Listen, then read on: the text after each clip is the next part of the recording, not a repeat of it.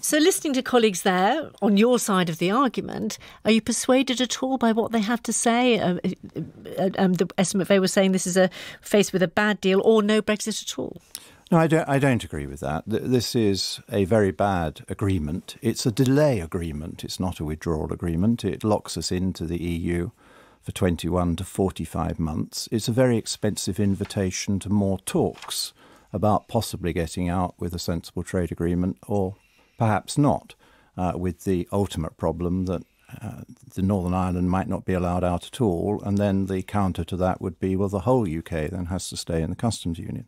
So it violates the Conservative manifesto in many important ways. The manifesto is very clear. No deal is better than a bad deal. It was very clear that you have to negotiate the future partnership at the same time as any consequentials in a withdrawal agreement to have the leverage from the one to the other. And the Conservative manifesto clearly said we would be leaving the single market and the customs union. It didn't say Northern Ireland would be staying in them.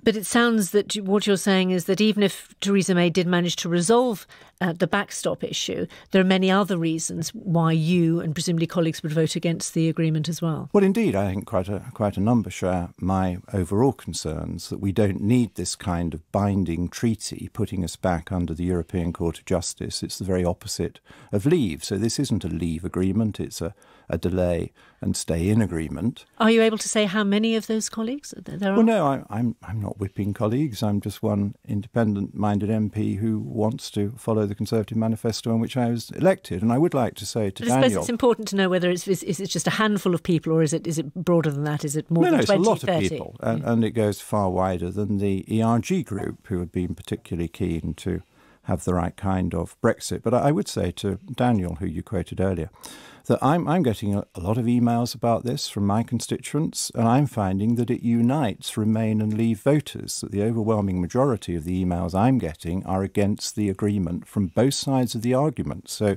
the Prime Minister's bad deal has achieved the impossible of uniting a lot of my Remain voters with my Leave voters. But then you have big beasts weighing in. So Lord Lamont, former Chancellor, Eurosceptic, he says, writing in the Daily Mail today, history will never understand if it's Conservative MPs who prevent us from reclaiming our self-government. Well, he'd be right about that, but this is the opposite of what we're trying to do, because what I'm suggesting to the Prime Minister, because I'm very positive and I wish her well, because what she does is very important for our country as a whole, is to say to the EU at the conference this week that we are going to be leaving on the 29th of March in accordance with our oft-repeated mantra over the last 2 years, but that we would like a free trade agreement. We think it's massively in the interests of both sides. And if they will just agree to talks on a free trade agreement, then, of course, we needn't impose barriers on each other under GATT rules, and we would have time then to sort out the free trade once we've left. The House of Commons has voted against that scenario, haven't they?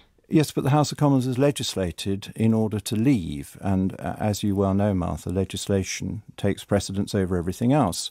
Parliament and MPs have to obey the law like everybody else. They can express any kind of opinion they like in Parliament, but they have to obey the law. So if Parliament wishes us not to leave on the 29th of March, it has to change the law.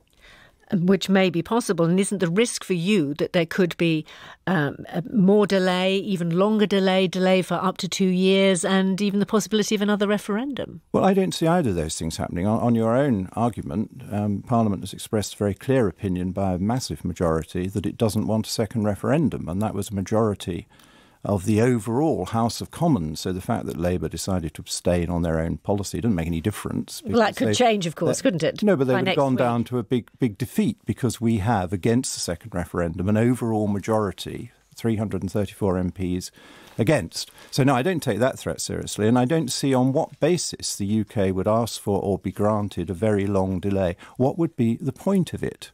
Because the EU have made it clear that we've had the negotiation that they wanted, and if they're not prepared to start again and have negotiations about our future relationship in parallel with anything they think we owe them, there is no basis for proceeding. John Redwood, thank you for talking to us.